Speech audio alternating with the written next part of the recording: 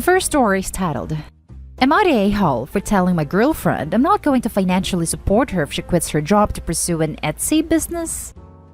I've, 27 male, been dating my girlfriend, 25 female, for almost a year now. I'm a remote software engineer at Amazon, and she works at an Amazon warehouse.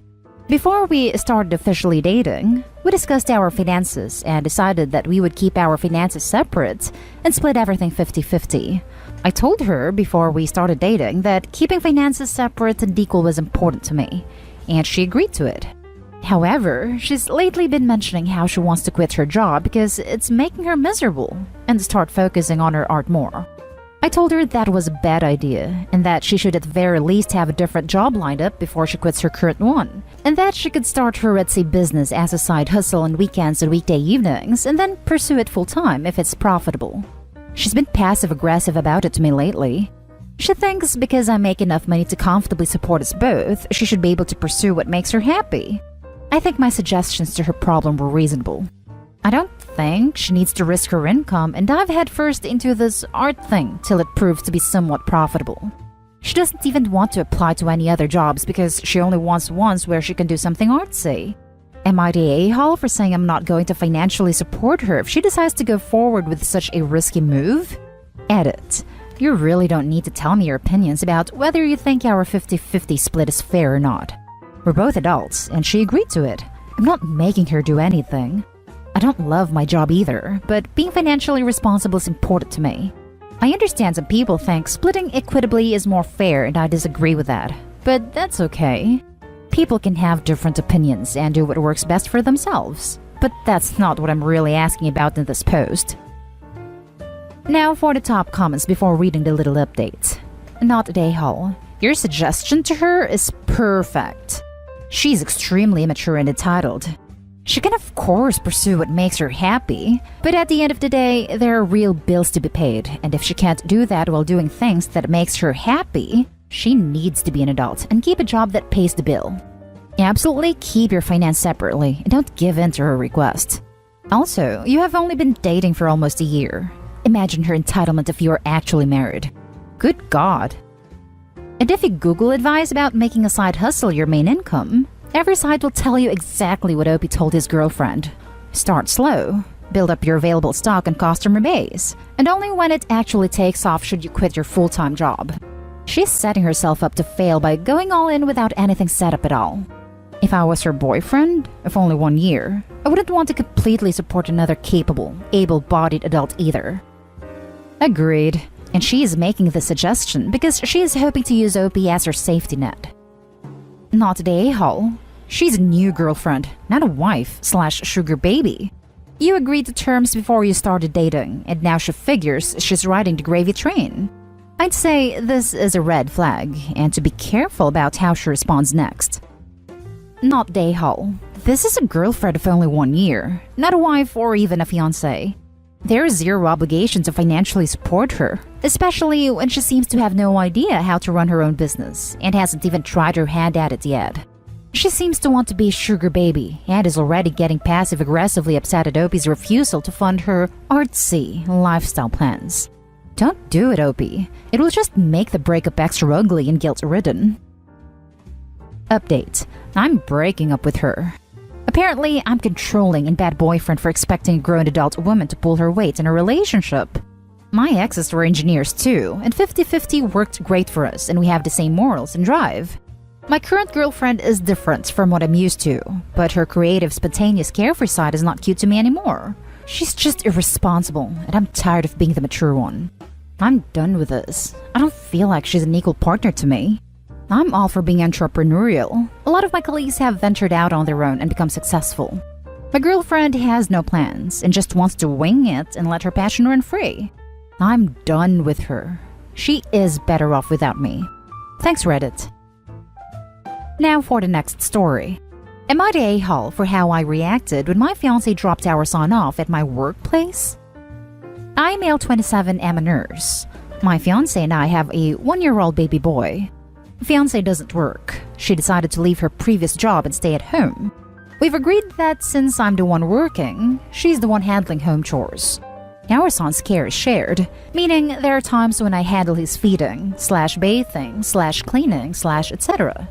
However, I made it clear that when it's time for work, she should be taking responsibility. So far, everything has been going according to what we agreed upon. But recently, she's been complaining about my shift hours changing, which is something I can't control obviously, because currently the unit lacks nurses, and it's impossible for me to do day-to-day planning because sometimes I'd work 12 hours, sometimes 15. So it's quite unpredictable. But I do my best to spend time at home and give my fiance time for herself. Her cousin's wedding was 2 days ago.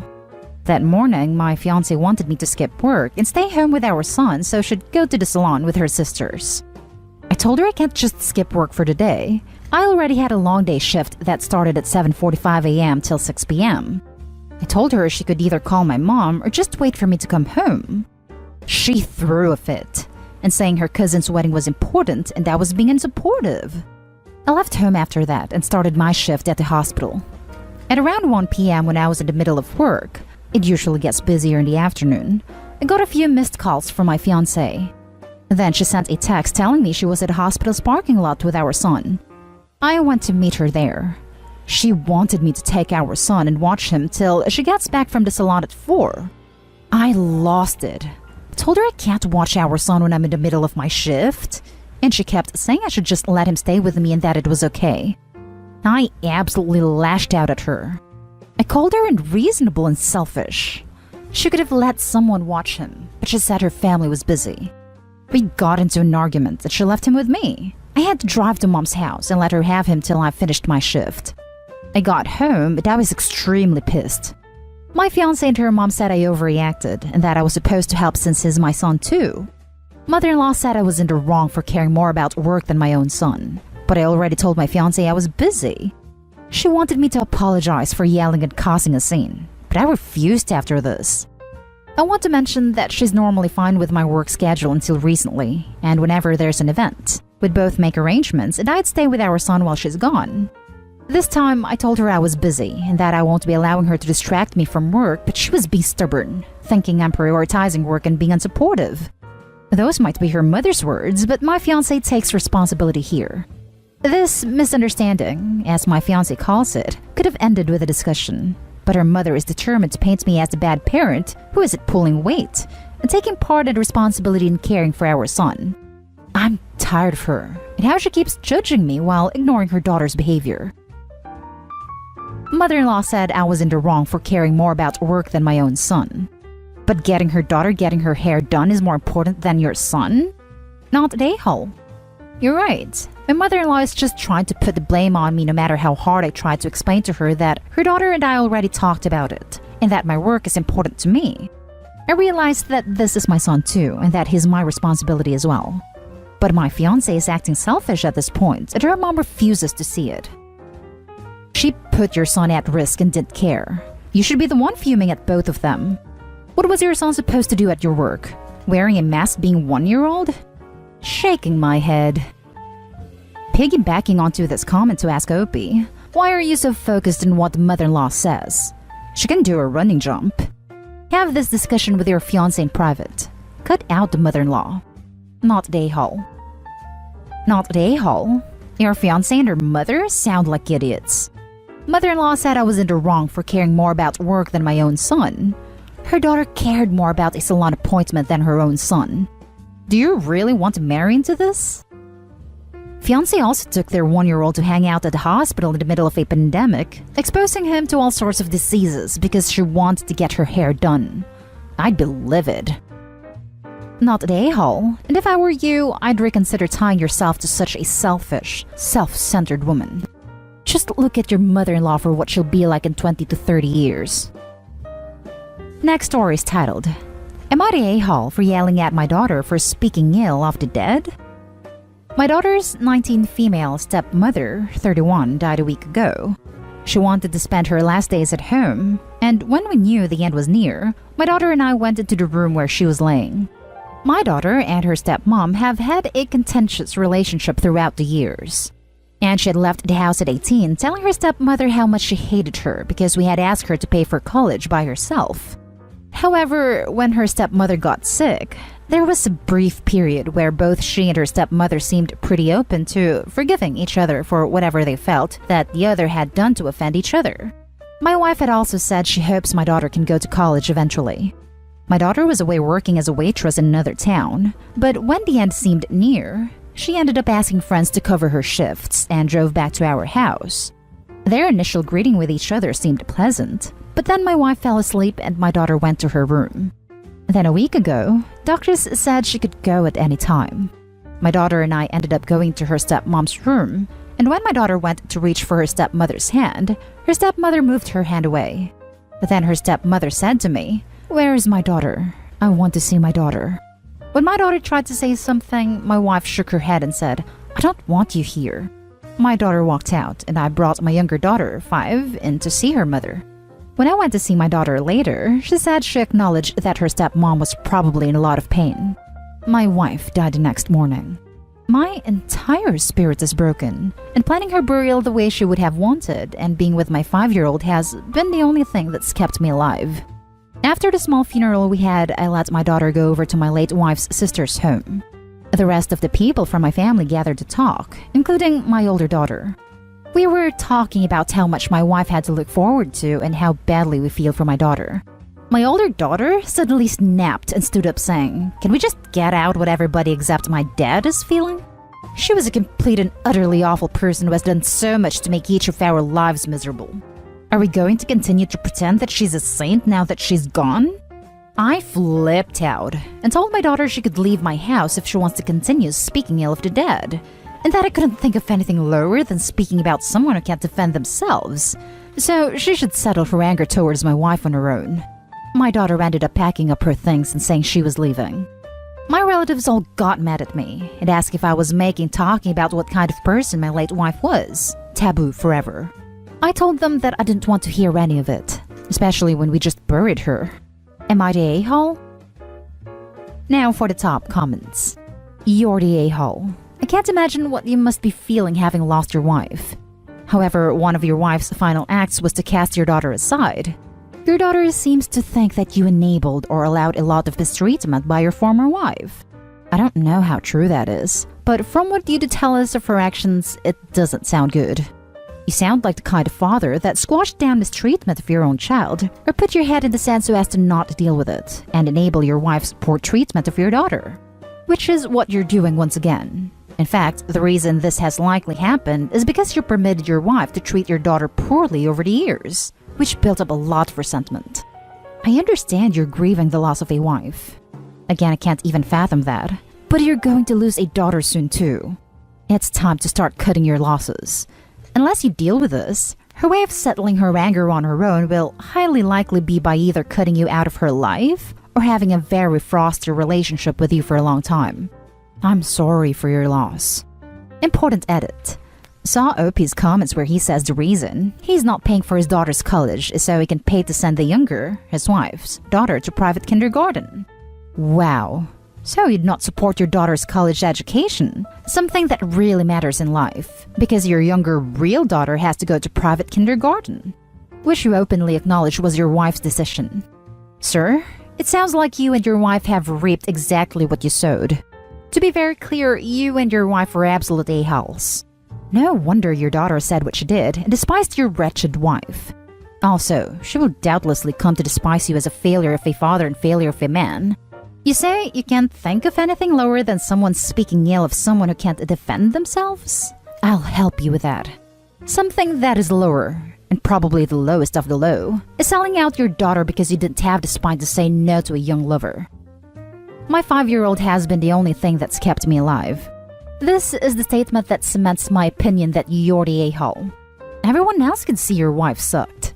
She probably emotionally abused your oldest daughter, and you clearly don't care about your oldest because you excluded her in the thing that keeps you alive during this horrible time. Don't speak ill of the dead, it's just a cheap cop-out. Your wife sucked, and so do you. Now for the last story. Am I the a-hole for calling my mother-in-law a witch for saying it was my sister's fault she died in an accident? So, my 16-year-old little sister died in a freak accident 5 months ago. I can't say a lot about the accident since there's gonna be a trial, but I can say that there was another party at fault for her death. I've been dating my current partner for about a year and a half, and in that time, I haven't met their mother for more than 3 times. There are issues between my partner and their mother, and we usually visit on holidays, and that's all. Recently, we visited my mother-in-law, and the conversation quickly went to my sister and me dealing with my grief. I told my mother-in-law and her husband the truth, that I have never been this angry and sad in my life, that I am not coping well. I do see a mental health professional twice a week. I told them the thing that bothers me the most, which is related to my sister's gravesite. The person who caused my sister's death was apparently randomly buried right next to her. I hate that she has to rest next to him. My mother-in-law then told me that it was my sister's fault she got killed. Because of reasons related to her death I cannot talk about in detail because of the upcoming trial. I started to cry, told her I needed to step out for a second, and went and sat on the front stairs for a while. I came back, told everyone that I was fine, and changed the subject. Mother-in-law then proceeded to tell me I was being weak, and I shouldn't have minded her saying that about my sister, since it was a fact that it was my sister's fault as well. We left. I told my partner I felt like my mother-in-law kinda ambushed me and I felt bad. My partner understood me completely and told me this was the reason they didn't have a relationship with their mother. Later, I told my best friends about this, and they disagreed with me and my partner. They told me I was just being too serious, taking things out of context, and since me and mother-in-law don't have a proper relationship, I probably just misunderstood her words. I don't think I did. I don't think anyone should watch their words around me. But I also think a person that doesn't know the whole story, even though I did tell my mother-in-law the circumstances of my sister dying, and she knew there is a trial coming, shouldn't say these kind of things, especially to their child's partner, especially in the stage of getting to know someone. So the question is, am I the a-hole for thinking my mother-in-law is being rude and weird about my sister's death? I honestly don't even know anymore. Not the a-hole. Dump your friends. Yeah, what the hell? With friends like those, who needs enemies? Not a day-hole. You don't even need to ask. Seriously, most people would have lost it on your mother-in-law if they were in your position. I honestly expected you to blow up on her, but yeah, your feelings are totally justified. Holy crap! NTA, NTA, NTA. First of all, I am so sorry for your loss, OP. Second, is your mother-in-law a freaking sociopath? I don't think she even makes a-hole territory because that is a whole new level of heartless. Even if the accident was 100% your sister's fault, you would still feel indescribable pain. We are human. There's no logic or fact when it comes to our emotions. There is no math for grief. We hurt when we lose who we love. Nitpicking over liability and blame is the job of insurance companies and attorneys. Her calling you weak for a very justified human reaction disrespects both your grief and your sister's memory. I'm so sorry she said that to you, and I would suggest not speaking to her until she sincerely apologizes. You need your space now. Best of luck. My thoughts are with you and your family. P.S. To hell with your friends. And that's the end of this video, folks. As always, leave a comment and hit like and subscribe. And if you want more of this content, turn your notification on to get updated on the latest videos. And I'll catch you in the next one. Stay safe.